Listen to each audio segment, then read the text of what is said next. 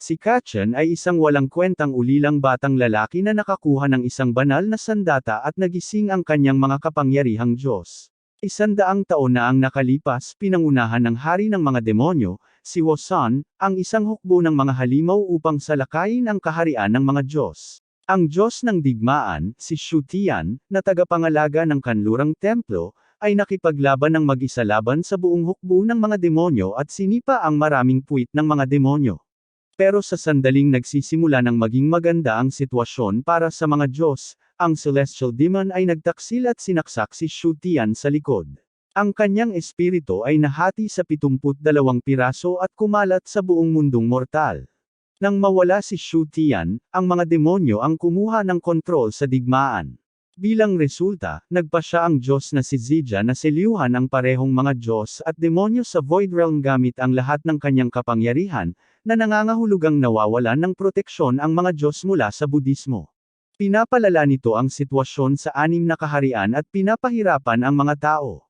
Para maayos ito, kailangan nila ang kapangyarihan ni Shutian upang basagin ang selyo at iligtas ang mga Diyos, at ibalik ang Budismo. Sa kasalukuyan, sa isang disyerto, may isang maliit na bahay na nanginginig mula sa malalakas na hangin. Sa loob, may 2 magkapatid, sina Zin at Kachan. Si Zin, ang nakatatanda, ay sinabihan si Kachan na tumahimik dahil ang kanilang ama ang magpoprotekta sa kanila. Lumalakas ang hangin, at inilagay ni Zin ang kanyang kapatid na parang patay sa isang basket. Nagmamadali silang lumabas ng kubo bago pa ito bumagsak dahil sa pagguho ng lupa. Sa labas, nakita namin ang kanilang ama na may tungkod na nakikipaglaban sa isang demonyo na armado ng kadena at malaking bato.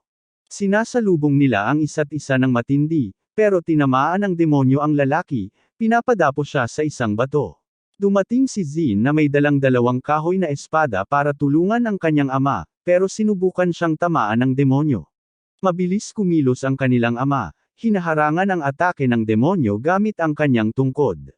Pinagsabihan niya ang kanyang tanga na anak dahil hindi ito pumunta sa kuweba, tulad ng dapat, at mahusay na ginamit ang kanyang tungkod upang itapon ang kanyang 2 anak sa kaligtasan sa isang kalapit na bundok.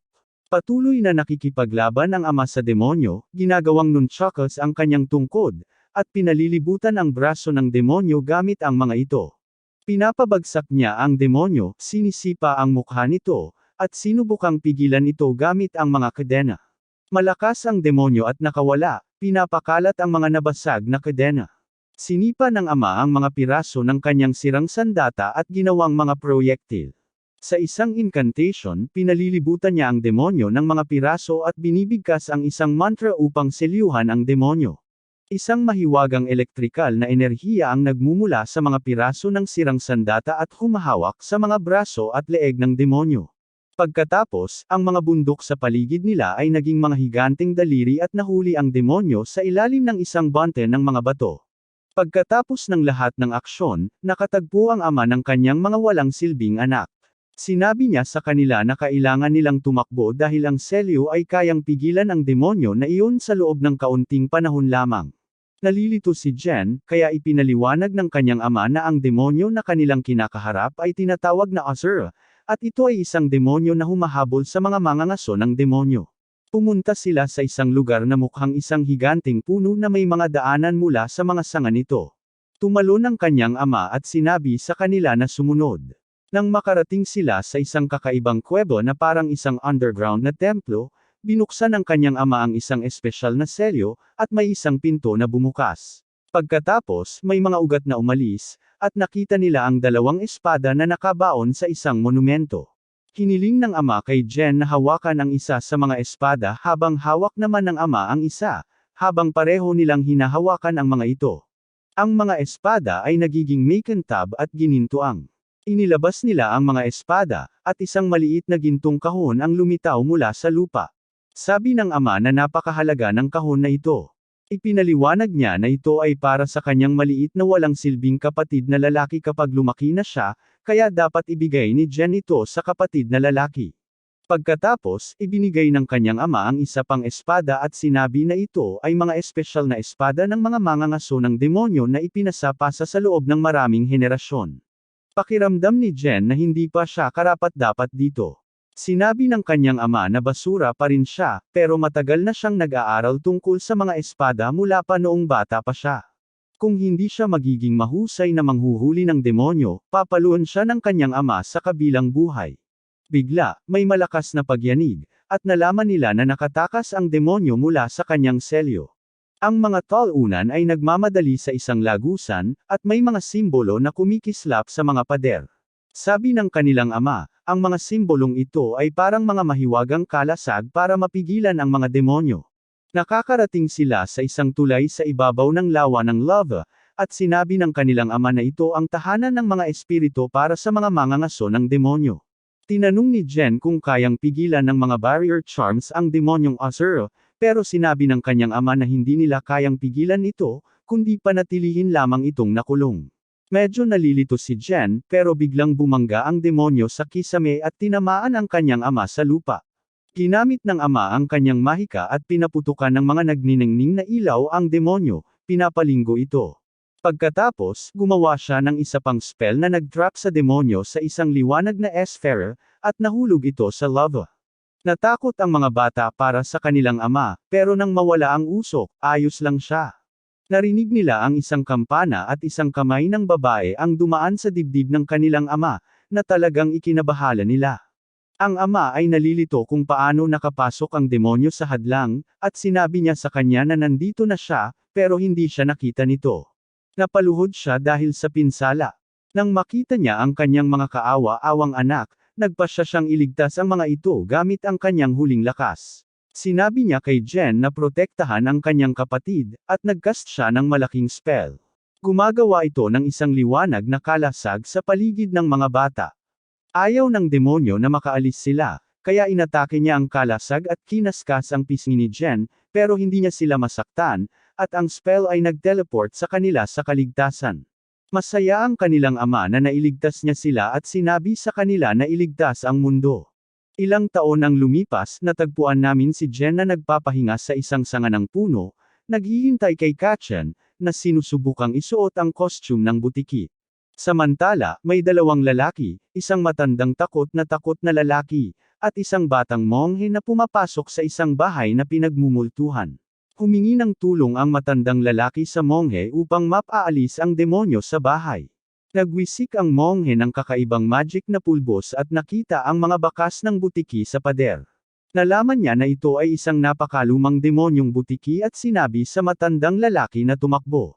Pero nang subukan niyang paalisin ang demonyo, may isang boses sa anino na nagsimulang tumawa at nagtanong kung bakit siya nagpapanggap. Hindi ito pinansin ng monghe at nagsimula siyang magdasal at ihagis ang kanyang mga rosaryo sa demonyo. Dumating ang demonyong butiki, at aksidenteng napatay ito ng monghe gamit ang kanyang tungkod, na hindi naman dapat mangyari. Ang walang ulo na butiki ay nagsimulang magsalita, na nagpaloko sa kaawa-awang monghe. Umiatras siya at nataman si Jen, na sinuntok siya at nawala ng malay. Nang magising ang tangamong pari, nakita niyang nakatayo ang dalawang kapatid sa harap niya, at nakatali siya sa isang haligi. Ipinakita nila sa kanya ang costume ng butiki at sinubukan ng lalaki na magpanggap na nagpapasalamat sa kanila sa pagpapatamba sa demonyo, pero binalaan siya ni Jen na sabihin ang katotohanan o harapin ang mga kahihinatnan. Inamin ng monghe na nagkunwari siyang hunter ng demonyo at nakipagsabwatan sa demonyong butiki para kumita ng maraming pera. Niloko nila ang mga tao sa nayon, nagdaos ng peking mga exorcism, at hinati ang pera. Pagkatapos ng pag-amin na ito, sinabi niya na ang buong panlilinlang niya ay nakasalalay sa kanyang hitsura. Sabi niya, ang gwapo niya kaya kahit anong sabihin niya, maniniwala ang mga tao. Maniniwala pa sila kung magpanggap siyang Buddha. Pero si Jen ay makikita bilang isang kaawa-awang tulisan at hindi bilang isang tagapagpatay ng demonyo. Ayaw ni Jen sa komentong iyon at pinakain siya ng kanyang mga salita. Mamaya, makikita natin ang monghe na suot ang ulo ng costume ng butiki, na may buntot ng reptilya na pagmamayari ng demonyong butiki, na gumagalaw sa lupa. Sa umaga, may espesyal na seremonya ang mga kapatid upang gawing ganap na lalaki si Kachen dahil siya'y naging 14 na. Sprinklaan ni Jen ng gintong pulbos sa kanya at pinaga niya ang mga talisman upang bigyan si Kachen ng kapangyarihang labanan ang kasamaan, na opisyal na ginawang isang tagapagpatay ng demonyo. Tinanong ni Jen kung ano ang nararamdaman ni Katshen, pero sinabi niyang hindi siya karapat-dapat sa titulo at kapangyarihan. Hinihikayat siya ng kanyang kapatid at binigay ang kahon na iniwan ng kanilang ama. Binuksan ito ni Katshen at nakakita ng isang maliit na piraso ng metal na may mga ukit sa dulo. Medyo nadidismaya siya, pero hindi rin alam ni Jen kung para saan ito. Tanging sinabi lang ng kanilang ama na ito ang tadhana ni Katshen. Gayunpaman, pinahahalagahan pa rin ni Katshen ito bilang regalo mula sa kanilang ama. Bigla na lang, may isang matandang lalaki na tumatakbo, desperadong nangangailangan ng mga manghuhuli ng demonyo. Sabi niya, may problema ang bayan nila dahil may kakaibang ulap na nagpapawala ng mga tao. Akala ng mga tao na isang demonyong pusa ang sanhi ng problema, at may dala siyang bag ng mga barya para humingi ng tulong. Nang tanungin ni Katshen si Jen kung dapat ba nilang tanggapin ang trabaho, iniisip ni Jen na baka isa na namang takana ito. Bukod pa rito, hindi pa nila naayos ang mga mahahalagang bagay tungkol sa seremonya ng pagdadalaga ni Katshen, tulad ng paghahanap ng guro na magtuturo sa kanya kung paano maging isang lalaki. Habang naglalakad sila palayo, natapakan ni Jen ang matandang lalaki, at nahulog ang bag ng barya, na nagpagulong ng isang maliit na kampana. Naalala ni Jen na ang babaeng demonyo na nagdilit sa kanilang tatay ay may hawak na kampana na yon. Hinawakan ni Jen ang braso ng matanda at tinanong kung saan nanggaling ang kampana. Pagkatapos, nagpunta sila sa nayon, at sa pasukan, may makapal na ulap ng hamog. Sabi ng matanda, may mga taong pumapasok at nawawala, pero hindi alintana ng magkapatid at pumasok pa rin sila. Habang lumalalim sila, lalong nahihirapan silang makakita dahil sa ulap. Nagreklamo si Katshen, pero sabi ni Jen ibig sabihin ito ay malapit na sila sa kanilang target. Pero nang tumingin siya pabalik, nawala na si Katshen. Isang boses ng babae ang nagtanong kay Jen kung sino ang hinahanap niya. Sinabi niya sa kanya na sabihin ang tungkol sa pinagmulan ng kampana, nangako na hindi siya sasaktan kung aalis siya sa bayan. Pero sa halip, inatake siya nito ng parang baliw, at naiwasan niya ang lahat. Lumabas na isa siyang catgirl demon at sinubukan siyang kamutin. Pagkakuha ng kanyang likod, naging seryoso si Jen at nagsimula ng isang spinning attack na naglinis ng ulap at tinambo siya. Natatakot siya at sinabing naghahanap lang siya ng pagkain, at ang mga nawawalang tao ay naligaw lang, hindi nasaktan. Matapos subukang lokohin si Jen sa pamamagitan ng panliligaw sa kanya, tinanong ni Jen ang demonyo kung alam niya kung saan nagmula ang kampana. Sinasabi niyang nakuha niya ito sa hindi inaasahang pagkakataon at wala siyang ideya kung saan ito nagmula. Nagpasya si Jen na palayain siya. Ngunit sinamantala niya ang kabaitan nito at naglunsad ng isang sorpresang atake mula sa likuran. Gayunpaman, nakita ni Jen ang kanyang plano at mabilis siyang sinaksak ng kanyang espada. Ang demonyang babae ay nagsimulang maglaho at binalaan si Jen na ang kanyang kapatid na lalaki ay maghihiganti sa kanya sa pamamagitan ng pagpatay kay Katshen, na nagdulot ng pag-aalala kay Jen. Sa kabilang banda, nahaharap si Katshen sa isang lalaking demonyong pusa na pinapapalayas siya sa isang atake. Nadismaya ang demonyo, akala niya mas malalakas ang mga mangangaso ng demonyo, pero sa halip, nakatagpo siya ng isang simpleng hanggal at mahina na bata. Nagalit si Katshen nang marinig ito at kumuha ng stick mula sa lupa upang hamunin ang demonyo. Nanunood si Jen mula sa isang water tower, nakikita ito bilang huling pagsubok ni Katshen bago magtapos. Ang demonyong pusa ay naglunsad ng ilang atake, ngunit hinarang ito ni Katshen gamit ang kanyang improvised na panghadlang. Sinabi ng demonyo sa kanya na walang saysay ang makipaglaban dahil malamang na tinanggal na ng kanyang kapatid si Jen. Alam ni Katshen na talo rin ang kanyang kapatid, pero hindi siya matatalo. Nakapagbigay siya ng ilang atake sa demonyo, na nagpagalit dito. Pinaigting ng demonyo ang bilis nito, naghatid ng ilang mga sugat, at sinira ang tungkod ni Katshen. Naghahanda si Jen na makialam, ngunit napansin ni Katshen ang walang silbing bagay na ibinigay sa kanya ng kanyang ama. Ito ay kumikislap, humahaba, at nagiging gintong tungkod, na nagpapasiklab ng kanyang tunay na kapangyarihan. Ginagamit niya ito tulad ng isang sibat upang tusukin ang demonyo. Ang tungkod ay naglalabas ng isang mahiwagang alon sa buong universo, na nahuhuli ang atensyon ng iba't ibang individual na pamilyar sa alamat ng Diyos ng digmaan. Buhay pa rin ang demonyong pusa kahit na siya'y labis na nasaktan. Nasaktan din si Katshen, pero wala siyang malay at hindi niya alam kung ano ang nangyayari. Ang demonyong pusa ay natatakot na masasaktan siya ni Katshen kapag nagising ito, kaya sinubukan niyang bunutin ang tungkod mula sa kanyang dibdib. Pero dumating si Jen para tumulong.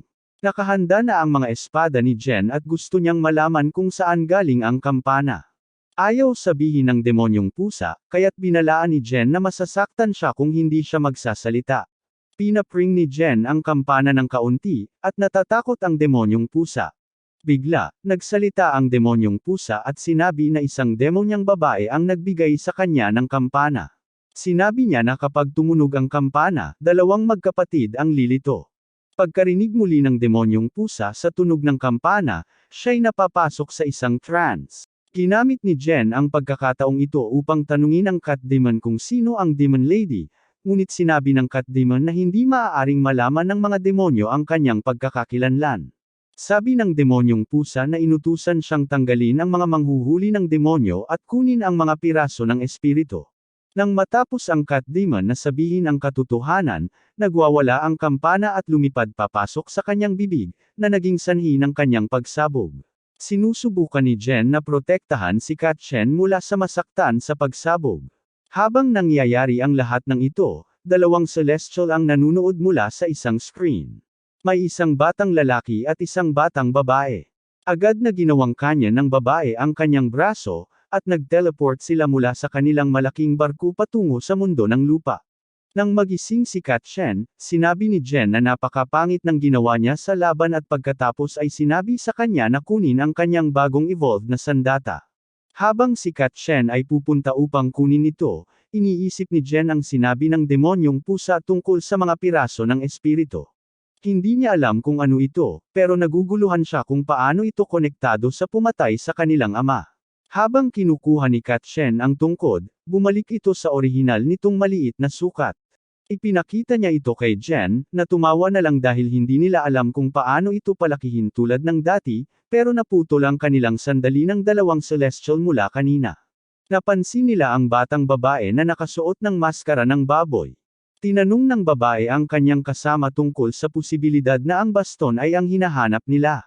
Sa pamamagitan ng kanyang screen, sinuri niya ang mga kapatid at ang maliit na tungkod sa mga kamay ni Katshen, kinukumpirma na ito ang hinahanap nila, kaya nilapitan nila ang mga kapatid. Si Jen, kahit na malubhang nasugatan mula sa nakaraang pagsabog, sinubukan niyang ipagtanggol ang kanyang kapatid ngunit hindi niya magawa. Sinubukan ni Katshen na ipakilala ang kanilang sarili, sinasabing sila ay mga mangangaso ng demonyo na inupahan ng pinuno ng nayon upang alisin ang mga demonyo sa nayon. Sinabi ng babae kay Katshen na ibigay niya ang hawak niyang baston. Nakita ang intensyon ng estranghero, sinabi ni Jen na kung gusto nila ang tungkod, kailangan nilang dumaan sa kanya. Mabilis niyang inatake ang babae gamit ang kanyang espada, ngunit nagawa niyang mapatamba ito sa pamamagitan ng pagbaril sa kanya gamit ang kanyang canyon. Si Katshen ay nagmadali papunta sa kanyang kapatid upang tingnan siya, at nagbanta ang babae na papatayin sila kung hindi nila ibibigay ang tungkod. Ang dalawang magkapatid ay hindi natatakot kahit kaunti. Nagsimula si Jen na makipagtalo sa babae, tinatawag siyang baboy, na labis na ikinagalit nito. Pero huminto ang binata at pinigil ang laban.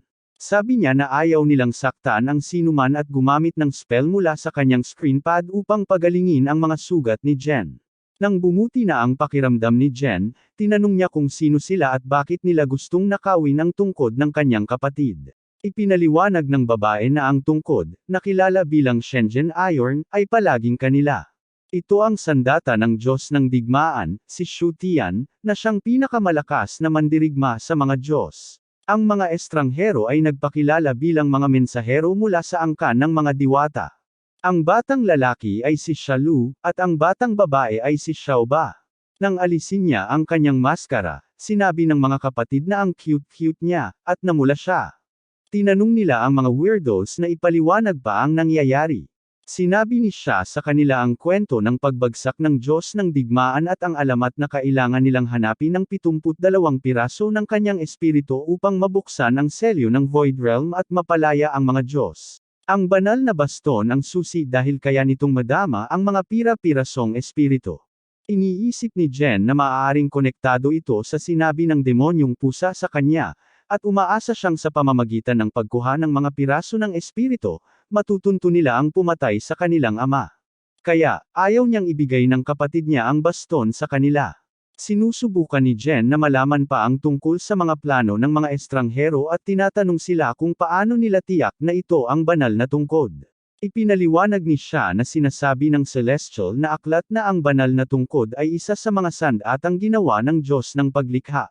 Kapag ito ay nagising, naglalabas ito ng malakas na enerhiya na maaaring kumalat sa 6 na kaharian, at doon nila ito natagpuan. Nagulat si Kachan, at sinabi ni siya na hindi lang ang mga Diyos ang nakatago sa Void Realm. Nandyan din ang Demon King na si Wosan at ang kanyang hukbo ng mga demonyo. Ang mga tagasunod ng hari ng mga demonyo ay nararamdaman din ang enerhiya. Hindi pa rin sigurado si Jen kung mapagkakatiwalaan ang mga kakaibang tao na ito, lalo na't magulo at mapanganib ang mundo. Sinasabi niya sa kanila na walang mapagkakatiwalaan sa mga panahong ito. Ito ay nagalit kay Xiaoba, at itinutok niya ang kanyang armas sa kanila. Sinasabing determinado silang kunin ang staff, kahit na hindi man sila paniwalaan ni Jen. Pero pinigilan siya ng kanyang kaibigan. Nagpatuloy si Xiaoba, sinasabi na kung hindi nila maibabalik ang Diyos ng digmaan at mabubuksan ang selyo ng mga Diyos, mananatiling magulo ang mundo. Kung mauna ang mga demonyo at palayain ang hukbo ng mga demonyo, katapusan na ng mundo. Tinanong ni Kachan kung ang pagbibigay sa kanya ng baston ay makakapagligtas sa mundo, at nangako siya na kung mahahanap nila ang lahat ng piraso at muling buhayin ang Diyos ng digmaan, babalik ang kapayapaan sa 6 na kaharian. Kaya, nagtitiwala si Kachan sa kanya at ibinibigay ang tungkod. Binabalik ni Xiaoba ang kanyang kanyan sa kanyang braso, ipinapakita na wala ng banta, at sinasabi na ito ay isang pangako. Malungkot si Kachan na ibigay ang tungkod, na regalo ng kanilang ama. Ngunit pinapakalma siya ni Jen, sinasabing susuportahan ng kanilang ama ang kanyang desisyon. Sa tingin ni Jen, ang pagbibigay ng banal na tungkod ay nangangahulugang mawawala ang kanilang bakas sa demonyang babae, ngunit ayaw niyang mapahamak ang kanyang kapatid. Iminungkahi niya na pumunta sila sa pinuno ng nayon para sa kanilang gantimpala at isang salo-salo para kay Kachan. Habang aalis na sila, nagalit si Xiaoba dahil peke ang tungkod. Kinuha ito ni Kachan mula sa kanya, at naging gintong baston muli. Nagulat siya dito dahil nagiging bakal ito tuwing hinahawakan niya. Ipinaliwanag ni Xiao na ang tungkod ay natutulog ng 100 taon, at tanging ang may purong puso lamang ang makagigising dito. Sa madaling salita, para siyang sa kalye. Mukhang pinili nito si Kachan bilang bagong may-ari nito. Ang kaawa-awang Xiaoba ay nagdeklara na susunod ang mga kapatid sa kanila.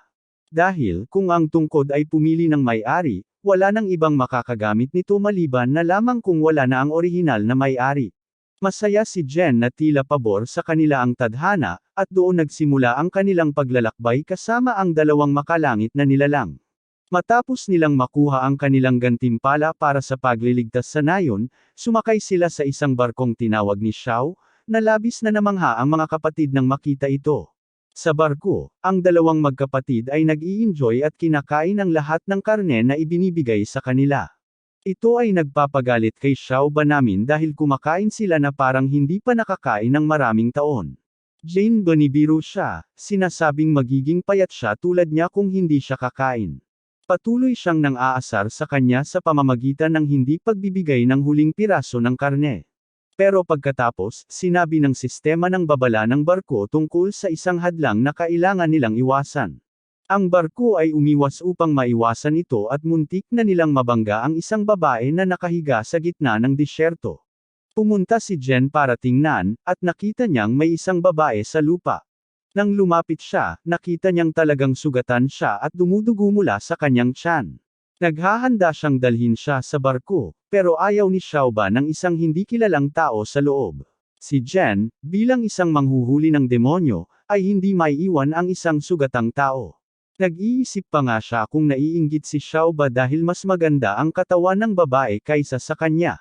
Naiwan si Xiaoba na medyo walang masabi, at tinanong niya kung hindi ba nakakabahala kay Jen na nag-iisa ang babae sa gitna ng disyerto. Nagkaroon sila ng kaunting pagtatalo, pero sa wakas ay nagpasya silang tulungan ang babae. Pagkatapos, pinasalamatan sila ng babae sa kanilang tulong, pero sinabi ni Xiaoba na kung okay na siya, dapat na siyang umalis. Tulad ng dati, nagsimula ng mag-away sina Jen at Xiaoba. Habang binibigyan ni Kachen ng baso ng tubig ang babae, tinanong siya ni Xiao kung paano siya nasaktan, at sinabi niya sa kanila na nakatagpo siya ng mga tulisan noong nakaraang araw na sinubukan siyang atakihin. Nang sinubukan niyang tumakas, sinaksak siya sa tiyan. Nagtago siya hanggang umalis sila, at ngayon natatakot na siyang makatagpo ulit sila. Nagalit si Jen at gustong patayin agad ang mga bandido, pero pinaalalahanan siya ni Xiaoba na kung aalis siya sa barko, hindi na siya makakabalik, kaya pinabayaan na lang niya ito dahil ligtas na ang babae ngayon. Tinanong ng babae kung saan sila pupunta at kung maaari siyang sumama sa kanila papuntang madilim na bangin. Sabi ni Jen, malaking coincidence ito dahil pupunta sila roon para hanapin ang mga espiritual na piraso ng Diyos ng digmaan. Hindi niya masyadong naiintindihan, kaya ipinaliwanag ni Kachen na hinahanap nila ang mga piraso na ito, kahit na hindi nila alam kung ano ang hitsura nito. Ipinakita niya sa kanya ang banal na tungkod at sinabi kung paano nito naamoy ang isang piraso sa madilim na bangin. Nakuha nito ang kanyang interes, ngunit mabilis na hinawakan ni Xiaoba ang mga kamay ni Kachen, sinasabing itago ang baston mula sa babae dahil hindi ito kanyang pakialam. Pagkatapos, sinabi ni Xiao na gabi na at kailangan nilang magpahinga at pumunta sa madilim na bangin sa umaga. Pagkatapos umalis ng mga celestial na nilalang, tinanong ni Jen ang babae tungkol sa pangalan nito, at sinabi niyang Zing ito. Mamaya, natutulog ang dalawang magkapatid at si Zing sa parehong kwarto. Nagising siya at sinubukang gumamit ng sinulid na parang web mula sa isang singsing upang kunin ang tungkod mula sa leeg ni Kachen, ngunit nahulog ito sa buhok ni Kachen. Inalis niya ang sapot at tumama ito kay Jen, nang umiti pero hindi nagising. Ito ay nag-aalala kay Zing, na nagtataka kung anong klaseng panaginip ang kanilang nararanasan. Bago pa siya makapag-try muli, bumukas ang pinto, at nagkunwari siyang natutulog habang pumasok si Xiao. Kinabukasan, lumabas sina Jen at Kachen mula sa kanilang kwarto. Si Jen ay sobrang excited tungkol sa isang panaginip na napanaginipan niya kung saan nakipaglaban siya sa mga halimaw, pero sinigawan siya ni Xiaoba na tumahimik. Doon nila napansin na wala ang kanilang bagong kaibigang si Zing. Tinanong ni Jen kung nasaan siya, at sinabi ni Xiao na wala siya nang magising sila. Nag-aalala si Jen na baka makatagpo siya muli ng mga tulisan at pakiramdam niya ay dapat sumama siya rito. Lalo pang natakot si Kachen dahil naisip niyang wala siya ng kanyang banal na tungkod. Samantala, pumasok si Zing sa isang gubat na nagdadala sa madilim na bangin.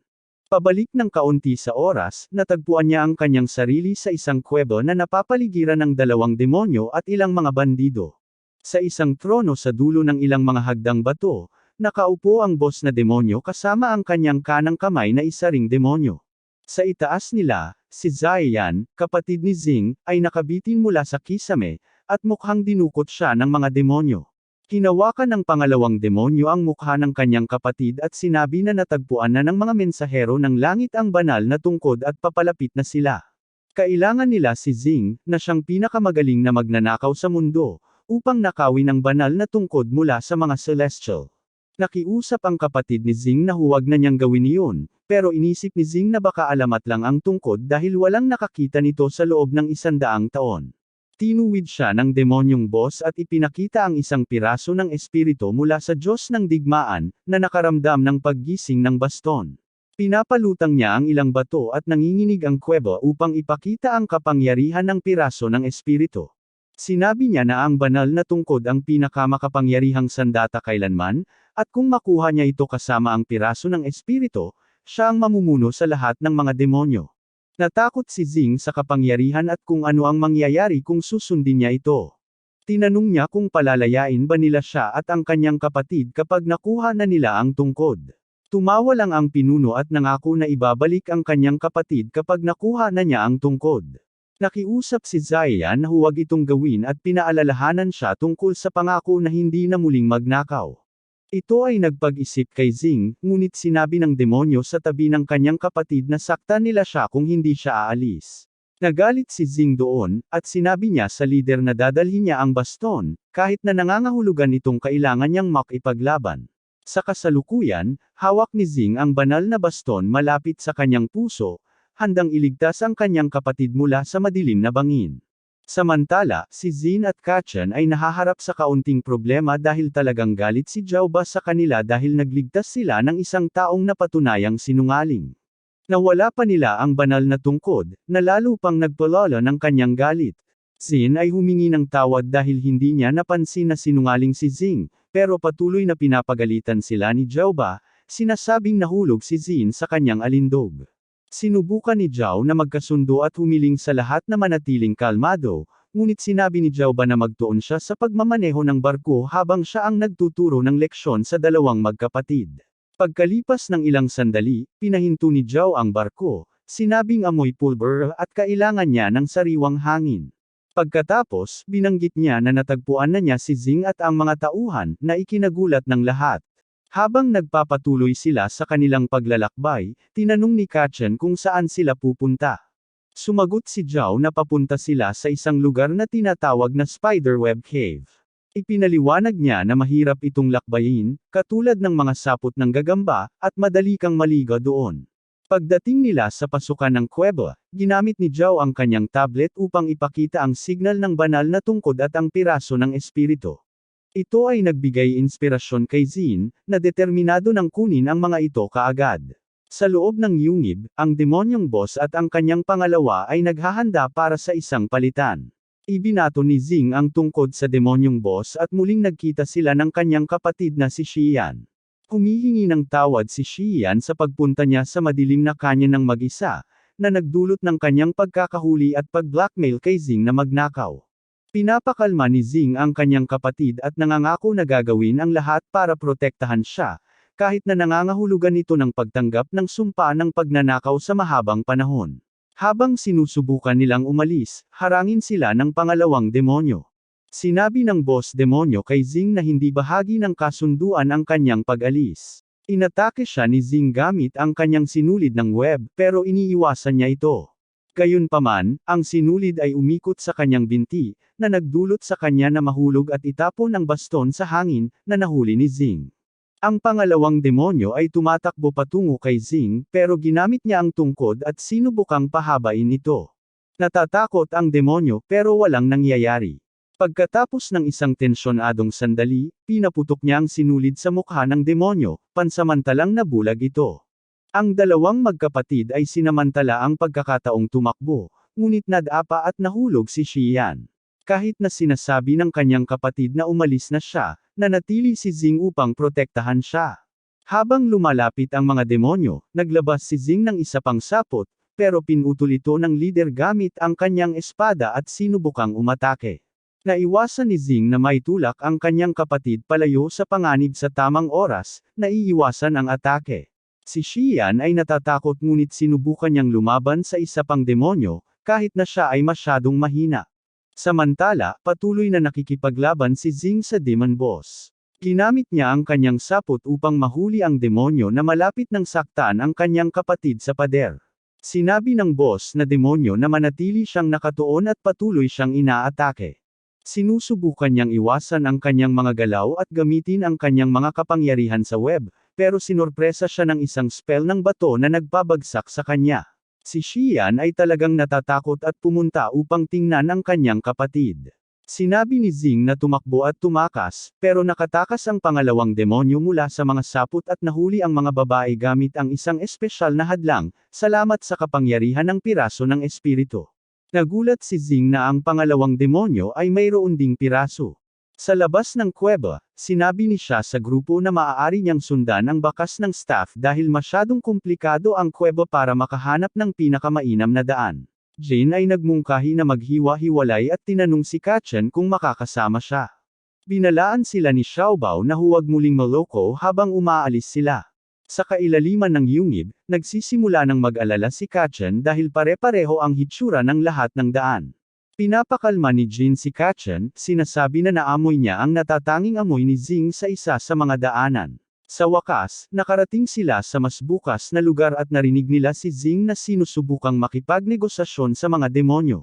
Inalok niyang ibigay ang tungkod kapalit ng pagpapalaya sa kanila, ngunit tumanggi ang mga demonyo. Gusto nila ang parehong mga kapatid at ang tungkod. Nagsimula ng dumyugo ang tiyan ni Xing, at nag-aalala ang kanyang kapatid. Nakiusap si Xiaoyan sa mga demonyo na huwag silang saktan, nangako na gagawin ang kanilang hinihiling. Tinatanggap ng boss ng mga demonyo, nangako na hindi sila sasaktan kung makikipagtulungan sila. Pinapanood ng mga kapatid mula sa kanilang tagwan, at kahit gustong tumulong ni Kachen, sinabi ni Jin na maghintay siya ng tamang pagkakataon. Pagkatapos, inalis ng mga demonyo ang hadlang, at halos magdilim ang sitwasyon. Pero itinulak ni Xing ang kanyang kapatid at kinaskas ang mukha ng demonyo gamit ang kanyang sapot. Ang demonyong boss ay nagalit at sinubukang saktan si Xing gamit ang isang spell ng bato, pero si Xiaoyan ay sumaklolo upang protektahan siya at malubhang nasaktan. Humingi siya ng tawad sa kanyang kapatid sa lahat ng kaguluhang dulot niya bago siya pumanaw, na nagdulot kay Xing na sumigaw sa lungkot. Nagalit si Jin at inatake ang mga demonyo gamit ang kanyang mga espada. Nakapagpatawag ang leader ng isang malaking espada upang harangin ang atake ni Jin. Sinabi ni Jin kay Xing na maghanap ng ligtas na lugar, habang sinubukan ni Kachen na atakihin ang pangalawang demonyo mula sa likuran pero nabigo at nahulog sa lupa. Bigla, mayroong isang malaking pagsabog na nagulat ang lahat. Pumasok sina Zhaoba at Zia sa kuweba sa pamamagitan ng pagpapasabog ng butas gamit ang arm cannon ni Zhaoba. Hindi inasahan ng mga demonyo na darating sila ng ganun kabilis. Sinubukan ni Zhaoba na barilin si Xing, pero inagaw ni Jin ang baril, na nagdulot ng pagsabog sa kisame ng kuweba. Nagalit si Zhaoba at sinubukang umatake muli, pero pinigilan siya ni Kachen at sinubukang kalmayan siya. Sinabi ni Kachen na mayroong isang bagay na hindi nila alam tungkol kay Xing, pero iniisip ni Zhaoba na pareho na silang nawawala sa katinoan. Napansin niya ang dalawang demonyo na pinoprotektahan ng isang mahiwagang hadlang. Nalaman ni Zia na ginagamit ng mga demonyo ang piraso ng espiritu ng Diyos ng digmaan. Ang leader ay nang-aasar sa grupo, sinasabing hindi sapat ang kanilang kanyan para talunin sila. Sinabi ni Zhaoba sa kanya na huwag masyadong maging kumpiyansa habang naghahanda siyang magputok, habang sinabi ni Jin kay Xing na dalhin ang kanyang kapatid at umalis. Hiningi rin niya kay Kachen na tulungan siya. Sinubukan ng pangalawang demonyo na pigilan sila, pero binalaan ni Jin na tatapusin niya ito kung kumilos pa siya, na nagpatigil dito. Napagtanto ng demonyo na ang mga espada ni Jin ay mga espada na pumatay ng demonyo. Tinawag ng leader ang kanyang mga tauhan, na pinalibutan ang grupo. Hindi natatakot si Zhaoba. Pinagtatawanan niya ang leader at tinatawag siyang mahina. Talagang nagalit ang leader dito, kaya inutusan niya ang kanyang mga tauhan na umatake. Nang hindi man lang napapagod, inutusan ni Zhaoba si Zia na asikasuhin sila. Gumamit si Zia ng kanyang tablet upang magpatawag ng malaking buhawi, na nagpalipad sa maraming tulisan palabas ng yungib. Nagulat ang mga demonyo dito, at dalawa na lang sila ang natira mula sa kanilang grupo. Namamangha sila sa kapangyarihan ng makalangit na nilalang. Sinabi ni Jin sa kanyang kapatid na dalhin ang mga babae at umalis doon, ngunit hindi papayagan ng leader na makatakas sila ng madali. Sinalakay niya gamit ang isang barrage ng mga batong pangil, ngunit ang tornado spell ni Zia ay itinaas sina Xing at Kachen mula sa lupa, nililigtas sila. Sinubukan ng demonyong boss na umatake ng malakas gamit ang kanyang espada, ngunit hinarang ito ni Jin gamit ang kanyang mga espada. Ang pangalawang demonyo ay nagtatapon ng isang patalim, ngunit ang mga spike ng canyon ni Zhaoba ay tinatanggihan ito. Sinuntok niya ang demon boss habang si Zia ay lumikha ng bagyo gamit ang Thunderbolt spell sa butas sa kisame. Sinubukan ng pangalawang demonyo na ilagay ang kanyang hadlang, ngunit pinigilan siya ni Zhaoba sa pamamagitan ng pagpapalipad sa kanya papunta sa bagyo, habang ginamit ni Zia ang Thunderbolt spell upang tamaan ang demonyong boss. Pagkatapos, sinabi ni Zia sa mga kapatid na sila na ang susunod na hahawak sa laban at inutusan silang tulungan ang mga babae. Cargo ni Jin si Ziyan sa kanyang mga bisig, at tinulungan ni Kachen si Xing, na labis na nasugatan, at humingi ng tawad sa kanilang panlilinlang sa daan. Pinapakalma ni Kachen na ayos lang at ibinabalik ni Xing ang baston sa kanya. Bigla, sinundan ng demonyong boss si Zia at sinubukang atakihin siya, pero nakaiwas siya sa atake at nagpakawala ng apoy gamit ang kanyang tablet. Agad na gumawa ang demonyo ng pader ng bato upang ibalik ang apoy kay Zia. Gamit ang apoy, sinubukan niyang maglunsad ng isang sorpresa atake, ngunit pinrotektahan ni Jehovah si Zia gamit ang kanyang kanyan at itinulak ang demonyo pabalik. Binalaan sila ng demonyo na may oras pa silang makatakas, pero hindi natatakot si Jehovah at pinagtatawanan pa siya, na nagpagalit sa demonyo. Nagsimula siyang magpalutang ng mga bato at magpatingkayad ang kuweba. Binalaan ni Zia sila na mag-ingat dahil, sa kabila ng pagiging mahina ng demonyo, mayroon pa rin itong piraso ng espiritu na medyo makapangyarihan. Ang demonyo ay nagpadala ng mga lumulutang na bato bilang mga projectile, at sinubukan ni Zia na protektahan sila gamit ang isang pader ng tubig, ngunit tinagos ng mga bato ang likido. Kailangan nilang tumalon pabalik, at naglabas si Jehovah ng isang makapangyarihang alon ng enerhiya gamit ang kanyang kanyan. Sinubukan ng demonyo na pigilan ito, pero ang laser ay nahati sa ilang sinag, at halos hindi siya nakagawa ng isang dome ng bato sa tamang oras upang maprotektahan ang sarili. Ang demonyo ay nagmamayabang na kung mayroon siyang mga bato, hindi siya matatamaan dahil palagi siyang makakapag-shield. Sa kasamaang palad, nakatayo siya sa isang lawa ng tubig, at nagcast si Zia ng isa pang lightning spell, pinapaso ang tubig. Tinapos ni Jehovah ang laban sa isang makapangyarihang putok na nagbawas sa demonyo sa abo at nagpalaya ng piraso ng espiritu mula sa kanyang katawan. Matapos kunin ang piraso, nagmadali silang lumabas sa gumuguhong kuweba. Sa labas ng kuweba, dinala ng dalawang magkapatid ang dalawang babae sa kaligtasan. Pinasalamatan ni Zia sila sa kanilang tulong, at sinabi ni Zin sa kanya na may pagkakataon pa ang kanyang kapatid, at maaari nilang iligtas ang kanyang buhay sa tamang pag-aalaga. Pero sa hindi inaasahang pagkakataon, biglang sumulpot ang pangalawang demonyo mula sa likod ng mga palumpong, sinusubukang saktan si Zin. Sa kabutihang palad, nahulog ni Kachan ang demonyo sa lupa sa tamang oras. Bumangon ang demonyo at sinubukang saktan si Kachan gamit ang kanyang pangukit, ngunit sumaklolo si Zin upang protektahan ang kanyang kapatid. Hinamon ng demonyo si Zin sa isang duelo upang makita kung sino ang mas mabilis sa kanilang mga espada. Sa laban, mabilis kumilos ang demonyo, na para bang marami siyang mga braso, at mas mabilis siya kay Zin. Nakatagapa nga niya si Zin ng kaunti, at dahil sa pagdurugo, nagsimulang maging malabo ang paningin ni Zin. Para tulungan si Zin, tumakbo si Kachan patungo sa demonyo upang hawakan ito sa pwesto para makasuntok si Zin. Pero sinimula ng demonyo na saktan si Kachan. Nang subukan ni Zin na tumulong, naglagay ang demonyo ng hadlang para mahuli siya at sinipa si Kachan palayo. Ito ay nagpagalit kay Zin, at sinimulan niyang subukang sirain ang hadlang. Pagkatapos, napansin ng demonyo ang mga espesyal na espada ni Zin, ngunit naabala ito ng subukan ni Zin na tumulong sa pamamagitan ng paggamit ng kanyang web sa demonyo. Sa kasamaang palad, madaling naputol ng demonyo ang sapot. Dahil mahina pa siya, muling tumutok ang demonyo kay Zin, gamit ang isang spell upang dahan-daang gawing estatwa siya sa pamamagitan ng pag-aakma ng kanyang mga braso at binti sa bato. Habang nangyayari ito, sinabi ni Zin kay Kachan na tumakas kasama ang mga babae at susundan niya sila mamaya. Pero ayaw siyang iwan ni Kachan at sinimulang suntukin ang hadlang, nasasaktan ang kanyang mga kamay. Nang makita ng demonyo si Kachan na ganito, pinapakalaw siya nito at tinukso si Zin, sinasabing dapat na niyang sabihin ang kanyang huling mga salita. Naramdaman ni Kachan ang kawalan ng pag-asa at umiyak dahil palagi siyang nangangailangan ng taong magpoprotekta sa kanya. Pero pinaaalalahanan siya ni Zin na natalo niya ang demonyong pusa at magiging mahusay siyang manghuhuli ng demonyo balang araw. Bigla, ang baston na nakasabit sa leeg ni Kachan ay nagsimulang magningning ng gintong liwanag at nagbago rin ang kulay ng kanyang mga mata. Sa isang makapangyarihang atake, sinira niya ang hadlang gamit ang baston.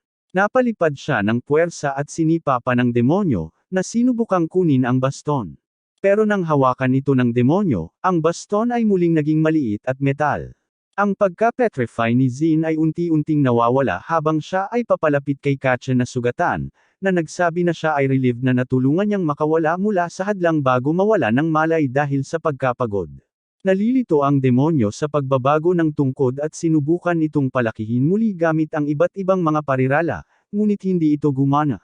Hindi pinapansin ang laban, nagawa ni Zin na putulin ang braso ng demonyo, at sumigaw ang demonyo sa sakit habang sinusubukan nitong gamitin ang kanyang super bilis para ipagtanggol ang sarili.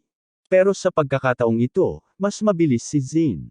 Biglang nakita ng demonyo ang isang kisap ng isang lalaking may puting buhok na may parehong mga espada. Sa isang mabilis na hiwa, pinadapa ni Zin ang demonyo. Ipinahayag ng demonyo na siya ay isang tao at sinabi na hindi kayang patayin ng mga mangangaso ng demonyo ang mga tao. Pero sabi ni Zin, ang masasamang gawa ng demonyo ay hindi sumusunod sa mga alituntunin. Sabi ng demonyo na naaalala siya ni Zin ang dating guru ng gumagamit ng dalawang espada. Ibinulgar ng demonyo na mahigit 12 taon na ang nakalipas, isang misteryosong babae ang nag-utos sa kanya na hulihin ang Dual Sword Demon Hunter, at hinarap niya ang hunter na iyon ngunit malinaw na natalo siya. Sa hindi inaasahang pagkakataon, pinakawalan siya ng mamamatay Diyos, at matapos makipag-usap sa babaeng iyon, humiling siya na huwag kailanman patawarin ang mandirigma. Nagtataka siya kung pinagsisisihan pa rin ng mandirigma na palayain siya. Si Zin, na may espada sa lalamunan ng lalaki, ay nagtatanong tungkol sa mahiwagang babae.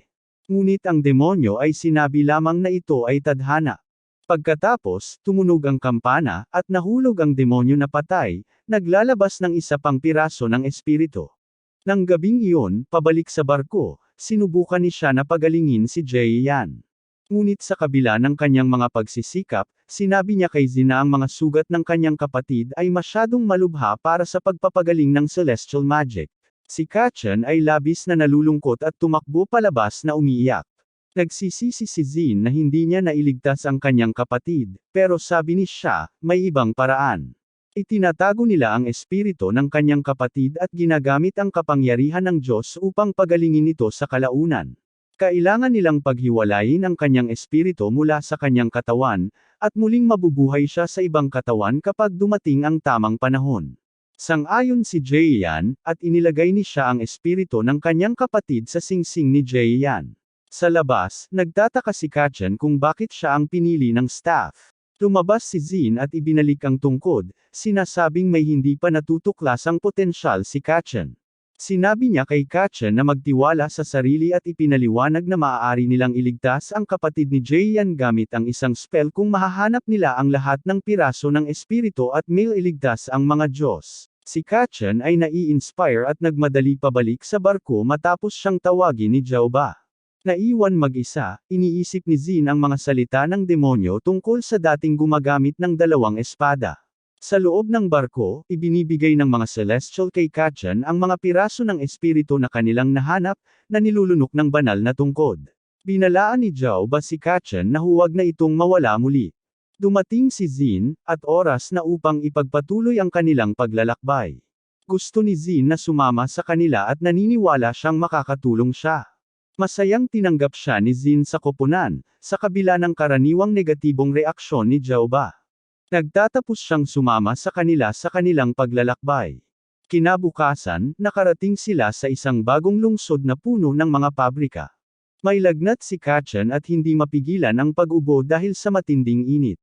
Tinanong ni Zin kung may mga orasayon si siya para mapalamig siya, at ipinaliwanag ni siya na ang tungkod ay sumipsip ng 2 piraso ng espiritu ng sabay, na mahirap para kay Kachan. Pero pagdating nila sa tindahan ng Diyos ng lupa, bibigyan nila siya ng espesyal na gamot, at magiging maayos na siya pagkatapos noon. Lumabas si Zin mula sa barko na nakasuot ng magaan na damit dahil nagalit si Jaoba dahil sa tingin niya ay nakakaakit si Zin, pero hindi ito alintana ni Kachan. Naglakad sila sa mga kalye at natagpuan ang tindahan na hinahanap nila. Nagulat si Zin dahil hindi ito mukhang tindahan ng Diyos ng lupa, mas mukhang tindahan ng damit. Hindi siya sigurado kung makakahanap sila ng gamot doon, pero iminungkahi ni siya na tingnan nila ito. Sa loob, sumisigaw si Jaoba upang makuha ang atensyon ng tindera. Siya ay isang kakaibang matandang lalaki na mabilis na napansin ang kanilang mga celestial. Pagkatapos ng kaunting kalituhan at isang suntok mula kay Jaoba, dahil tinitingnan niya si Zin, seryoso na silang tinanggap ng tindero. Ipinaliwanag niya na dahil sa kaguluhan sa mga celestial na kaharian, mas kaunting mga celestial na customer ang pumupunta sa kanyang tindahan, kaya't nagsimula siyang magbenta ng mga produktong pangmortal upang makaligtas. Pinindot niya ang isang pindutan, at ang tindahan ay nag-transform sa isang botika. Agad na umorder si Zhao Ba ng mga mahiwagang buto na tinatawag na senzu beans, na ibinigay niya kay Kachan upang maalis ang kanyang sakit.